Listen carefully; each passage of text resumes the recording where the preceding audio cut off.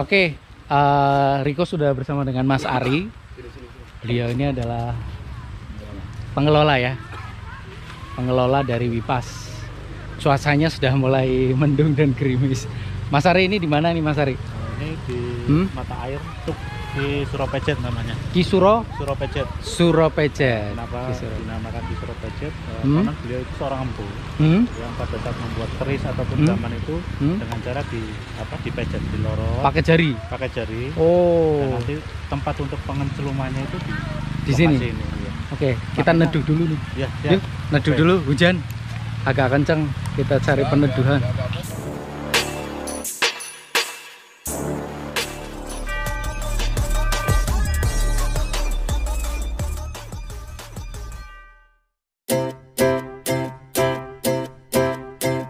Assalamualaikum warahmatullahi wabarakatuh. Hai, halo, apa kabar? Sehat? Alhamdulillah kalau sehat. Karena kita lagi mau jalan-jalan nih, tapi nggak makan-makan.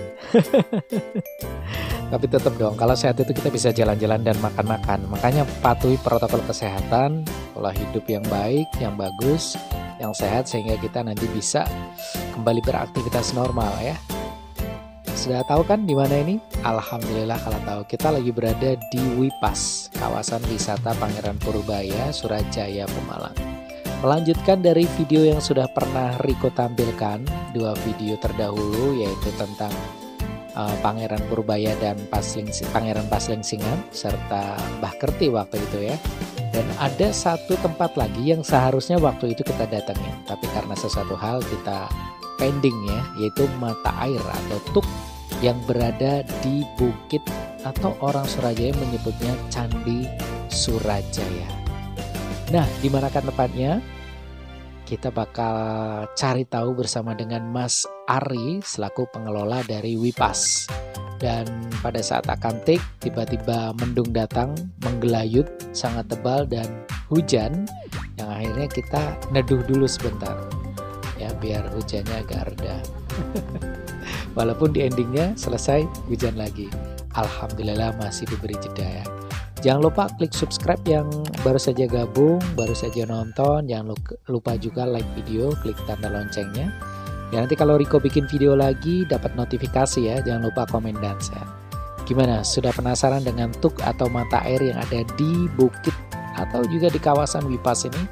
Langsung aja. Tetap di channelnya Riko Sapera. Ini sama Mas Ari mau mendekat ke mata air.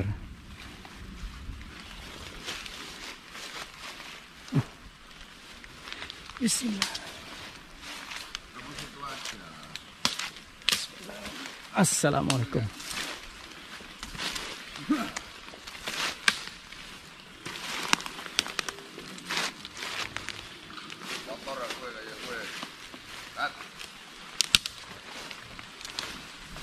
Oke, cukup dekat. Mas Ari, ini apa ini Mas?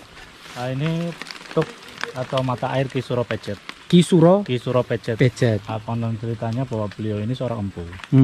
Empu itu berarti pembuat keris ya? Pembuat keris dan gaman. Keris dan gaman itu dulu metode beliau untuk membuat keris ataupun gaman itu dengan cara di pejet. Ya. Pakai jari ya? Pakai jari. Dan di sini dulu adalah mata air yang digunakan beliau untuk apa istilahnya? Nyelup untuk menyelupkan hasil dari gaman ataupun keris buatan beliau. Dan sampai dengan saat ini, percaya atau tidak percaya bahwa sumber mata air ini masih mengeluarkan seperti bau tieng, Mas. Besi. Oh. Nah, itu masih sampai saat ini itu masih ada kandungan kayak besi.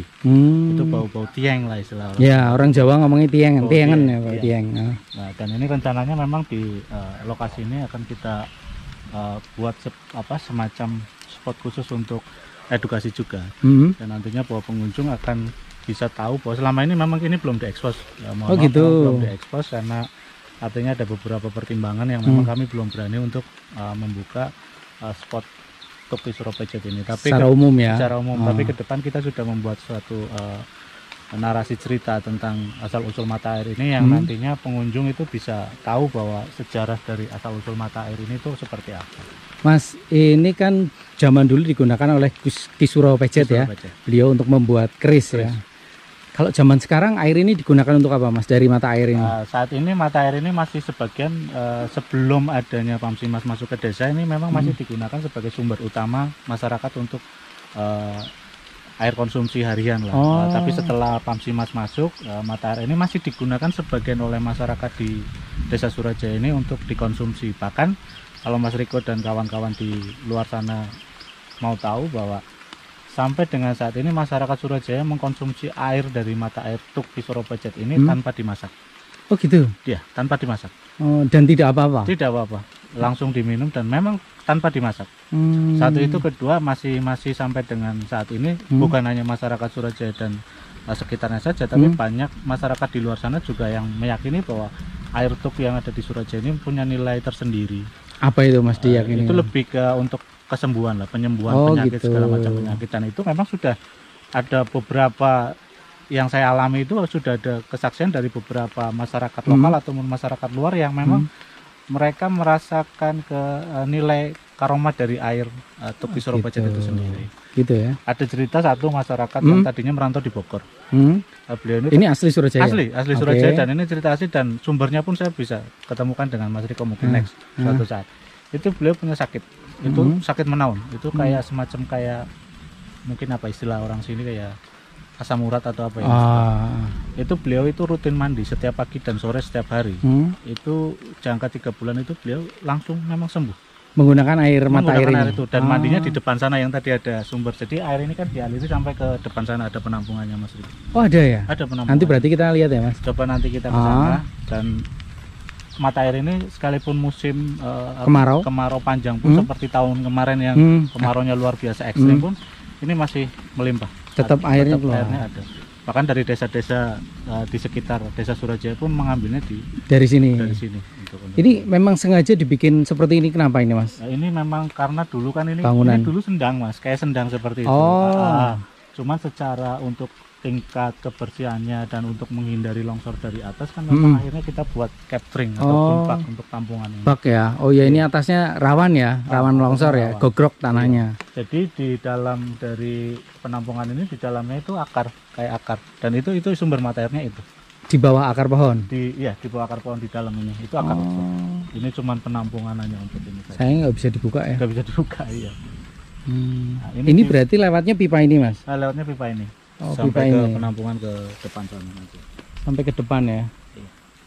Ini mulai difungsikan dengan menggunakan pipa ini tahun berapa Mas? Itu dulu program dari KPH ya, itu kurang lebihnya itu malah saya belum lahir itu Mas Riko. Oh gitu. Tahun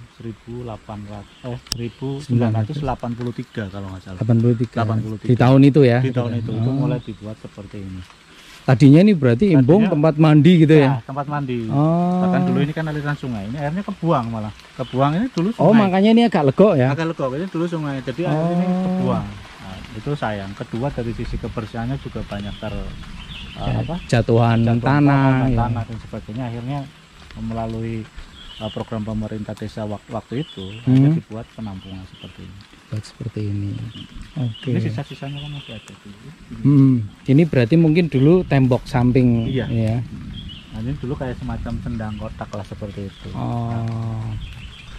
Ada cerita-cerita mistis nggak sih Mas di sini? Kalau untuk cerita mistis sendiri untuk di lokasi wisata Pangeran Purbaya sendiri itu ya sudah pasti memang sangat kental. Karena memang sebelum dibukanya wisata umum Wipas ini, notabene memang area ini memang area sakral Mas Riko. Artinya memang diyakini oleh masyarakat bahwa kawasan candi. Jadi namanya Wipas ini disebutnya adalah kawasan candi. Berarti kawasan ini Candi Surajaya. Gunungan tanah ini adalah candi sebetulnya. Candi Surajaya. Sekalipun banyak orang yang mempersepsikan kalau candi kan itu ada bentuk bangunan stupa dan sebagainya, tapi ini adalah Candi Surajaya, dan itu memang sebelum dibukanya wisata umum atau Wipas ini dibuka, memang ini mempunyai nilai kesakralan yang sangat tinggi. Bahkan jangankan orang luar, kami pun yang masyarakat Surajaya dulu ya, sebelum dibukanya menjadi wisata umum ini, siang hari jam 12 pun kami untuk lewat di area sini pun merasa takut. Gitu. Takut. Memang secara nilai kesakralan di sini masih sangat-sangat kental dan terjaga. Sampai sekarang pun sekalipun sudah dibuka menjadi wisata umum pun itu tetap kami jaga. Bukan sembarangan ya. Iya, nilai kesakralan itu pun tetap kami jaga. Kalau di tempat lain biasanya mata air kan ada ruat-ruatnya. Ya. Di sini itu diberlakukan juga nggak ruat untuk mata air Kalau di Ki Suro Pejet? Ki Suro Pejet ini setiap suranan, berarti di bulan Suro mendekati di acara sedekah bumi itu pasti kita ada semacam ritual untuk bahwa ada semacam kita untuk penghargaan lah. Selamatan kita ya. muri-muri kita selamatan di sini. Bukan sekali lagi bukan kita mengkultuskan dari lokasi mata air itu sendiri, tapi itu wujud rasa syukur kami terhadap limpahan anugerah dari Yang Maha Kuasa melalui tuk mata air ini untuk penghidupan masyarakat di Surajaya. Itu seperti itu. Ya, jadi ada ya. Ada itu setiap tahun. Setiap tahun ya.